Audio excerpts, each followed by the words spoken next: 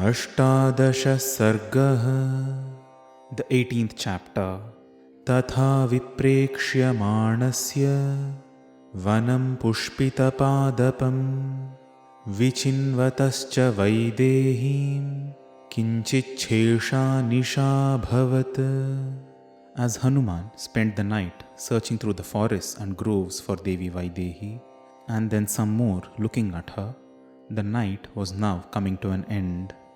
षडङ्गवेदविदुषां क्रतुप्रवरयाजिनां शुश्रावब्रह्मघोषांश्च सविरात्रे ब्रह्मरक्षसाम्.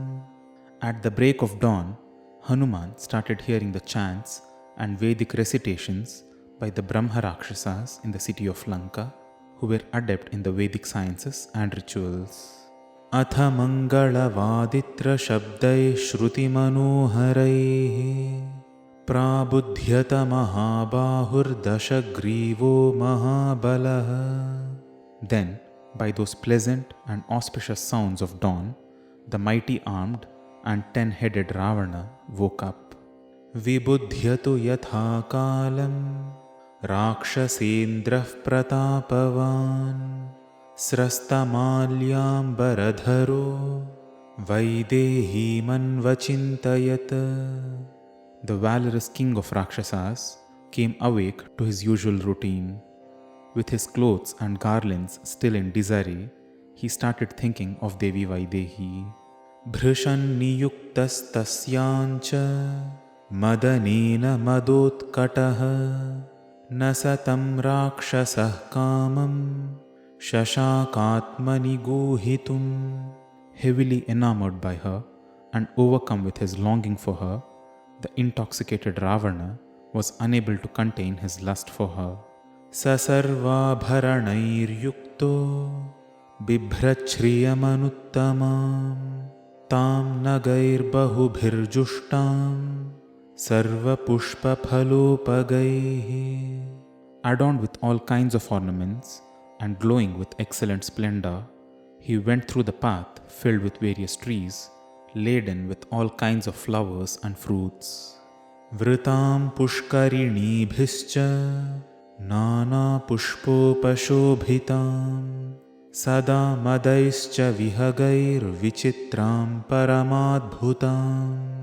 Surrounded by many ponds and lakes and resplendent with various kinds of flowers and intoxicated birds, this path looked absolutely wonderful. Iha mrigaischa vividhairjushtam drishtimanoharaihi vidhi samprekshamanascha manikanchanatoranaha. He walked through the path looking at various beautiful deer that roamed there and at the beautiful archways inlaid with gold and silver. Nana mrigagana kirnam phalaih prapatitairvritam ashokavanikamiva pravishatsantataddrumam. Ravana then entered the Ashoka grove, filled with various groups of animals, surrounded with various fallen fruits, and covered with many large trees. Anganashatammatrantu tam vrajantamanurajat mahendramiva paulastyam deva gandharvayoshitah. A group of 100 maidens followed that grandson of sage Pulastya as he walked, like the Deva and Gandharva women follow Lord Mahendra. Deepikah kanchani kaschijjagruhustatra yoshitah valavyajanahastascha talavrintani chaparaha. Some of those women carried golden lamps, some held hand fans made of yak hair, and yet others carried fans made of palm leaves. काञ्चनैरपि भृङ्गारैर्जह्रुः सलिलमग्रतः मण्डलाग्रान् बृसीश्चापि गृह्यान्याः पृष्ठतो ययुः. Some maidens moved ahead of him, carrying water in golden pitchers. Others walked behind him, carrying cushions made of darbha grass. काचिद्रत्नमयीं स्थालीं पूर्णां पानस्य भामिनी दक्षिणा दक्षिणेनैव तदा जग्राह पाणिना. Among them, one skilled maiden carried in her right hand a gem-studded vessel filled with wine. Rajahansa pratikasham chhatram purnashashiprabham sauvarnadandamapara grihitva prishthato yayo. Another maiden walked behind him, holding a white umbrella which looked like a royal swan, which shined with the brightness of the full moon and which was fitted with a golden handle. Nidra madaparitaakshu ravanasyottama striyah anujagmuh patim veeram ghanam vidyullata iva. Those excellent women of Ravana, with their eyes intoxicated with the early morning drowsiness, followed their valiant lord like streaks of lightning follow a thick rain cloud. Vyavidhahara keyura samamruditavarnakaah samagalita keshantas sasvedavadanas-tatha. These women had their necklaces and armlets in disarray, their limbs smeared in sandal paste, the ends of their plaits undone, and sweat dripping on their bodies. Ghurnantyo madasheshena nidraya cha shubhananah svedaklishtanga kusuma sumalyakulamurdhajah. These women with beautiful faces, who were still a little drowsy, were swaying slightly, the flowers adorning their bodies wilting with their sweat, and the tops of their heads adorned with beautiful garlands.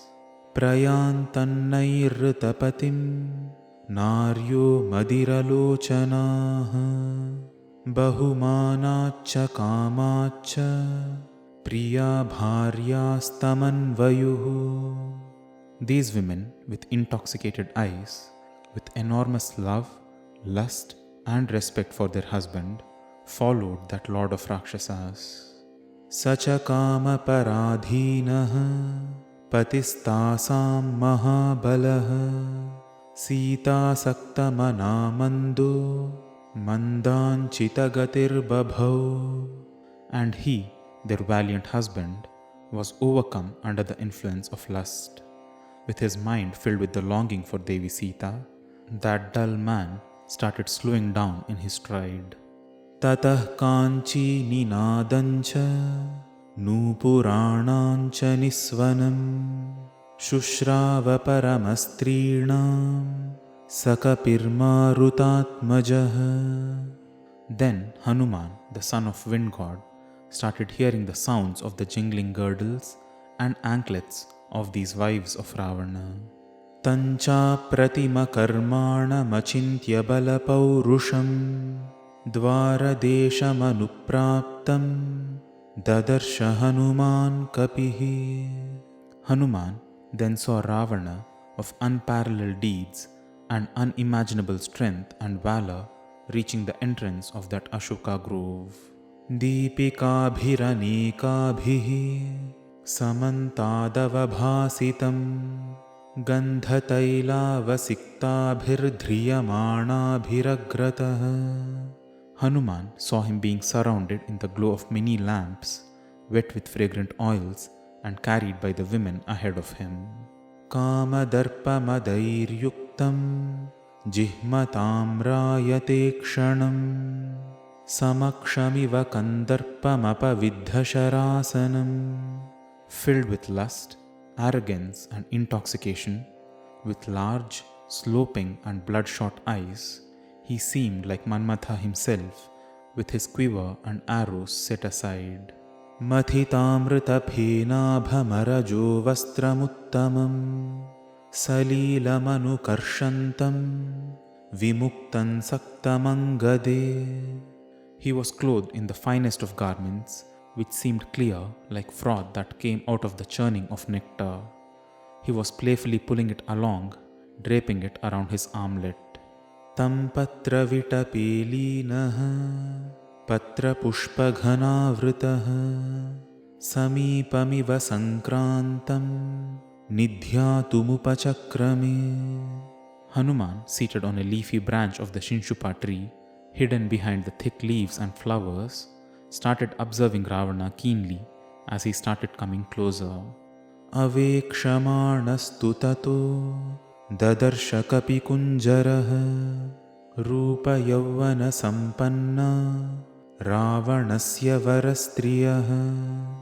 The leader of the Kapis, Hanuman, then shifted his gaze towards the beautiful and youthful wives of Ravana. Tabhih parivruto raja surupabhir mahayashah tanmrugadvija sanghushtam pravishtah pramadavanam. Surrounded by those beautiful women, the glorious king entered that grove for women, which resounded with the cries of various birds and animals. Kshibo vichitra bharanah Shankukarno mahabalah Tena vishravasah putrah Sadrushto rakshasadhipah.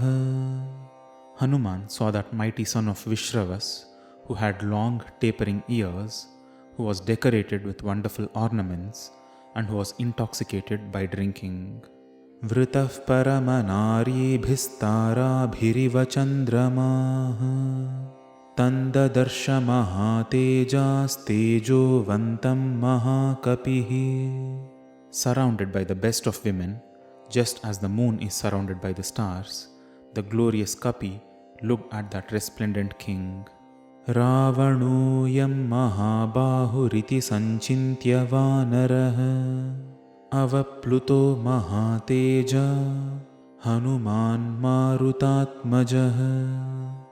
The brilliant Hanuman, thinking that this Ravana is indeed of great might, slipped down on that Shinshupa tree.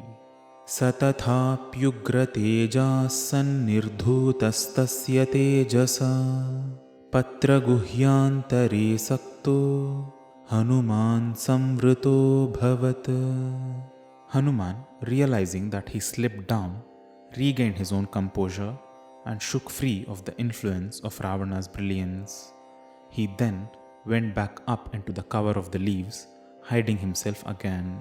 Satamasita keshantam sushronim samhatastanim didrukshurasitapangamupavartata Ravana. With the desire to see Devi Sita, who had long dark hair, beautiful hips and breasts, and long dark eyes, Ravana returned again into the Ashoka grove.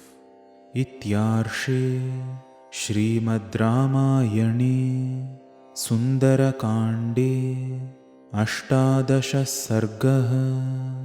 Thus, the 18th chapter in Sundarakanda of Valmiki Ramayanam is complete.